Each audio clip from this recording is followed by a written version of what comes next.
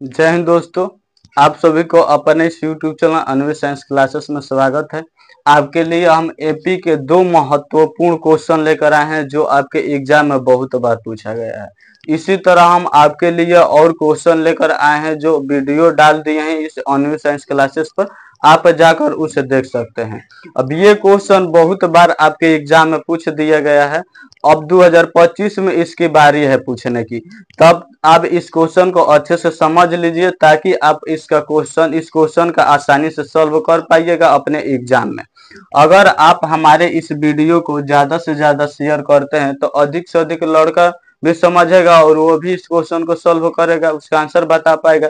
इसलिए आप हमारे इस वीडियो को ज्यादा से ज्यादा शेयर कीजिए और अभी तक आप सब्सक्राइब नहीं किए हैं तो आप इस चैनल को सब्सक्राइब कर लीजिए। चलिए अब हम क्वेश्चन बताते हैं। फर्स्ट हम क्वेश्चन जो लेकर आए हैं, 3 अंकों वाली कितनी संख्या 7 से विभाज्य है। ऐसा क्वेश्चन आपके एग्जाम में बार बार पूछता है। पूछ रहा है कि 3 अंकों वाली कितनी संख्या है 7 से विभाज्य है, यानी कि 3 अंक के ऐसी कितनी संख्या है जो 7 से विभाज्य है। तो सबसे पहले हम देखेंगे कि 3 अंक की सबसे छोटी संख्या कौन है जो 7 से विभाज्य है। तो 3 अंक की संख्या सबसे छोटी संख्या होती है 100। 3 अंक की सबसे छोटी संख्या होती है 100। अब जो 100 है वो 7 से विभाजित है, यानी कि 7 से कटेगा तो 7 से ये 100 नहीं कटेगा, 100 नहीं कटेगा। तब हम देखेंगे 101। 101 है जो ये 7 से कटेगा तो इसमें हम 7 से करते हैं भाग। तो 7 से भाग करेंगे तो 7 एकम 7 होगा, यानी कि 3 हो जाएगा और ये 1 है तो 1 हो जाएगा, यानी कि ये हो गया 31। अब 7 के पहाड़ा में 31 है यानी कि नहीं है, तो ये 101 भी 7 से नहीं कटेगा। अब 102 को हम लोग देखते हैं। 102 को तो क्या 102 7 से कटेगा, तो 102 भी 7 से नहीं कटेगा। हाँ, 103 भी नहीं कटेगा, 104 भी नहीं कटेगा। 105 जो है वो 7 से विभाजित होगा, यानी कि 105 में अगर हम 7 से भाग लगाएंगे तो 7 एकम 7 होगा, अब यहाँ से 3 होगा और ये 5 आएगा तो हो गया 35, यानी कि 7 5 35। अब जो 105 है वो 7 से विभाजित है, यानी कि 3 अंक की सबसे छोटी संख्या 105 है जो 7 से कट रही है। तो पहला हमारा संख्या हो जाएगा 105। इसका एपी बनाएंगे तो प्रथम पद यानी कि पहला पद इसका हो जाएगा 107। पहला पद हो गया 105। 105 प्रथम 3 अंक की संख्या है जो 7 से विभाजित होगी। अब इसमें हम क्या करेंगे, 105 में अब हम 7 जोड़ेंगे, यानी कि 105 में 7 जोड़ेंगे तो ये हो जाएगा 112। यानी कि अब दूसरा संख्या है 3 अंकों वाली जो 7 से विभाजित होगी वो है 112। तो 112 हो जाएगा। अब इसी तरह इसमें 7 जोड़ते जाएंगे तो 119 होगा। फिर अगर हम जोड़ते हैं 7 तो ये हो जाएगा 106। ये तो डॉट डॉट 3 अंक वाली पूछ रहा है। तो अब 3 अंक की सबसे बड़ी संख्या देखेंगे तो 3 अंक की सबसे बड़ी संख्या है 999। 3 अंक की सबसे बड़ी संख्या 999। अगर हम 1000 को लेते हैं तो ये 4 अंक की सबसे छोटी संख्या हो जाएगी। 1000 लेंगे तो ये 4 अंक की सबसे छोटी संख्या हो जाएगी। हमें 3 अंक का लेना है तो 3 अंक की सबसे बड़ी संख्या होगी 999। अब 999 क्या 7 से कटेगा, तो इसमें हम करते हैं भाग, देख लेते हैं करता है कि नहीं। तो 999 में अगर हम 7 से भाग करेंगे 999 में तो देखिए 7 एकम 7 हो गया यानी कि 2। अब 7 चौका हो गया 28 यानी कि 1। अब ये हो गया 19, यानी कि 7 दूनी का 14 अब बच गया है 5, यानी कि इसका शेष बच गया है 5, यानी कि 7 से नहीं कटेगी। अब देखेंगे 998 की 7 से कटेगी तो 998 भी 7 से नहीं कटेगी। 997 भी नहीं कटेगी और 996 को कटाएंगे ये भी नहीं कटेगी। अब 995 भी, अब देख लीजिएगा, आप भाग कर देख लीजिएगा, 995 भी नहीं कटेगी, लेकिन 994 7 से कट जाएगी। यानी कि 3 अंक की सबसे बड़ी संख्या 994 है जो 7 से पूरी तरह कटेगी, यानी कि जो हमारा अंतिम पद हो जाएगा वो हो जाएगा 994। क्वेश्चन में बोल रहा है कि 3 अंक की ऐसी कितनी संख्या जो 7 से विभाज्य है। तो 3 अंकों का ही हमें देखना है, यानी कि 105 से स्टार्ट करेंगे और 994 तक हम जाएंगे, क्योंकि ये लास्ट पद है 3 अंक की जो 7 से विभाजित होगी और ये प्रथम पद है 3 अंक की जो 7 से विभाजित होगी। अब इसमें पूछ रहा है कितनी संख्याएं हैं, यानी कि इसमें n का मान पूछ रहा है, यानी कि पदों की संख्या पूछ रहा है। तो n का मान पूछ रहा है, तो इसमें देखेंगे कि मान दिया है, a का मान दे दिया है प्रथम पद 105 और d का मान भी दे दिया है, क्योंकि इनके दोनों पदों का बीच का अंतर है 7, यानी कि a2 माइनस a1 अगर हम करेंगे तो 112 माइनस 105 यानी कि 7।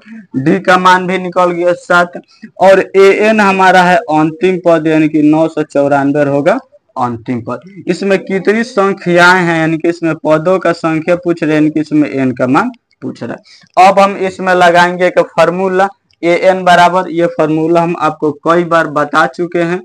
अगर आप मेरा पहला वाला वीडियो देखे होंगे तो उसमें इसके बारे में पूरा अच्छे से एक्सप्लेन भी किए हैं। यानी कि an बराबर होता है a plus n minus 1 into D. तो अब देखिए an का मान दे दिया है, a का मान दे दिया है, d का मान भी दे दिया है, तो यहाँ पुट करेंगे तो n का मान हमारा निकल कर आ जाएगा आसानी से। तो इस सूत्र का हम लोग करेंगे यूज, तो हम लिखेंगे सूत्र से, यानी कि हम सूत्र का यूज करेंगे तो सूत्र से, सूत्र an बराबर होता है a plus n minus 1 into D. an का मान दे दिया है मेरे भाई 994, a का मान दे दिया है 105 प्लस n का मान पूछ रहे तो n को सेम उसी तरह रहने देंगे और d का मान भी निकल गया है 7। अब देखिए 994 है तो 994 105 इस साइड प्लस में है तो उसको हम इस तरफ लेकर आएंगे तो ये हो जाएगा माइनस में, इधर बचेगा n माइनस 1 गुणा 7। अब देखिए जब हम 994 में से 105 को घटाएंगे, 14 में से 5 जाएगा तो 9 होगा, 8 में से 0 जाएगा तो 8 होगा, अब यहाँ से 8 में से 1 जाएगा तो ये होगा 7, सॉरी यहाँ 9 में से 1 जाएगा तो ये होगा 8, यानी कि 889 होगा, 889 होगा। जब ये घटेगा एक बार और घटा लीजिए, 4 में से 5 नहीं जाएगा तो 1 इससे लेगा, यानी 14 में से 5 जाएगा तो 9, यहाँ बचा 8, 8 में से 0 जाएगा तो 8, 9 में से 1 जाएगा तो 8। अब इधर है n माइनस 1 गुणा 7। अब देखिए 7 इस तरफ गुणा में है, उसको हम जब इस तरफ भेजेंगे तो ये हो जाएगा भागा में, यानी कि 889 बटा 7 बराबर n माइनस 1, n माइनस 1 हो जाएगा।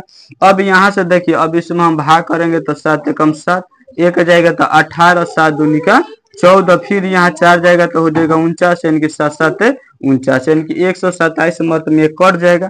तब यहाँ से हम लोग इधर है 127 n माइनस 1 है तो माइनस 1 को इस तरफ लाएंगे तो ये हो जाएगा प्लस 1, इधर बचेगा n। अब इसको जब हम जोड़ेंगे तो ये हो जाएगा 128 बराबर n, यानी कि इसलिए n बराबर 128वां पद, यानी कि इसमें जो पदों की संख्या है कितना है 128 है।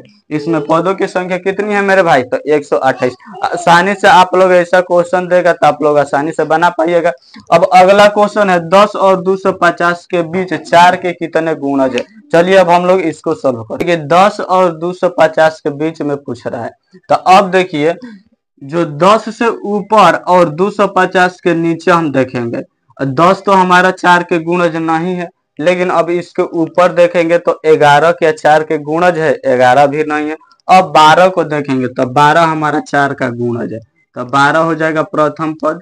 एपी हम बनाएंगे तो पहला हो जाएगा 12 और दूसरा इसमें अगर हम 4 जोड़ेंगे तो 4 जोड़ेंगे तो ये हो जाएगा 16, यानी कि दूसरा होगा 16, तीसरा होगा 20, चौथा होगा 24, यानी कि यही तो डॉट डॉट। अब 250 तक जाएंगे तो 250 क्या 4 के गुणज है, तो 250 4 का गुणज नहीं है। 4 का गुणज का मतलब है कि ये 4 से कटेगा, तो 250 4 से नहीं कटेगा। अब 250 से कम आएंगे, यानी कि 249 को देखेंगे तो क्या 249 4 से कटेगा, ये भी नहीं कटेगा। और 248 को अगर हम लोग देखेंगे तो 248 जो है वो 4 का गुणज है, यानी कि 248 4 से पूरी तरह कट जाएगा, यानी कि जो अंतिम पद होगा 248, प्रथम पद होगा वो 12 होगा। और इसमें पूछ रहे कितने गुणज है, यानी कि कितनी गुणज, यानी कि कितने पद है, अर्थात n का मान पूछ रहा है। तो प्रथम पद जो दिया है वो है 12, अब 12 है और d का मान हो जाएगा 4, क्योंकि 16 और 12 के बीच में 4 का अंतर है। कई बार हम आपको बता दिए हैं डी का मान कैसे निकालना है। और इसमें जो an दिया है वो अंतिम पद दिया है 248, और n का मान इसमें पूछ रहा है मेरे भाई। तो इतना अगर आप लोग समझ जाते हैं तो आप आसानी से इस क्वेश्चन को बना पाइएगा। इसके बाद अब एक सूत्र का यूज करना है, वो सूत्र है जो ए एन बराबर a plus n minus one into d, ये हमारा सूत्र है। इसी सूत्र को अब यूज करना है। अब यहाँ से ए एन का मान हमारा हो जाएगा 248, ए एन का मान है 248 बराबर ए का मान है 12 प्लस एन का मान इसमें पूछ रहा है -1 है तो -1, डी का मान निकाल दिए हैं 4। जो दूसरा पद और प्रथम पद के बीच का अंतर होता है वही हमारा डी का मान होता है, यानी कि चारों अंतर होता है। अभी देखिए 248 है तो 248 प्लस में है 212, इधर लाएंगे तो माइनस में हो जाएगा बराबर। अब इधर है n माइनस 1 इंटू 4, घटाएंगे तो ये कितना हो जाएगा 236 हो जाएगा। अब जो 4 है इस तरफ गुणा करे, अब उसको इस साइड लाएंगे तो ये इसमें करेगा भाग। अब इसको हम भाग, अब यहाँ बराबर में n माइनस 1 है तो n माइनस 1, अब भाग करेंगे तो देखिए 5 चौका 20, 3 यहाँ जाएगा तो 36, यानी कि 9 चौका होगा 36, यानी कि 59 मर्त में कट गया, यानी कि 59 बराबर n माइनस 1 होगा। अब -1 है इधर लाएंगे तो ये प्लस में हो जाएगा, यानी कि इधर n बचेगा। अभी जोड़ेंगे तो ये कितना हो जाएगा 59 में से 1 जोड़ेंगे, 59 में 1 जोड़ेंगे तो बताइए कमेंट में इसका आंसर कितना होगा। 59 में 1 जोड़ेंगे तो ये 60 होगा, यानी कि जो n का मान आया है इसमें जो पदों की संख्या आया है वो पद है 60, यानी कि इसमें कितने पद है 60 पद है। यानी कि 12 से 248 तक जाएंगे तो 60 ऐसा पद है जो 4 से विभाजित हो गए, यानी कि 4 के गुणज है। उम्मीद है कि आप इस क्वेश्चन को अच्छे से समझ गए होंगे। आप इस वीडियो को ज्यादा से ज्यादा शेयर कीजिए और सब्सक्राइब कीजिए।